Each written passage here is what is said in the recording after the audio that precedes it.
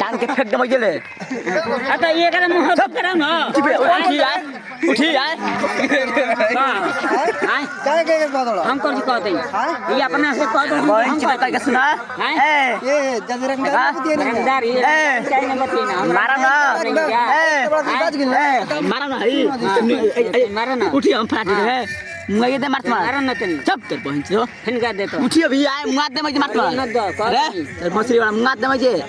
अच्छा ना फिर अभी चिकरा ले भोसड़ी वाला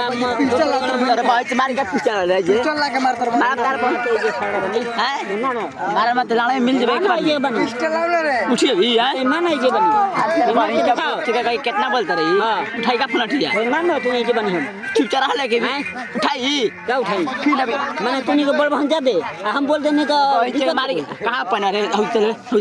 दे ना दब सुधार दी भाई च मुंगा ये दे दे छतिया पे के गाड़ी बाकी दिन गाड़ी आज करो जितरा ले देना लाठिया देना मार ले और देना लाठिया रे लाठिया देना खाली लाठिया देना लाठिया देना अरे अभी चल हेलो लाठिया दे बेटा के मारी जे मारा मार खड़ बनी मार मार खड़ बनी मर बे मार खड़ बनी बैठ मार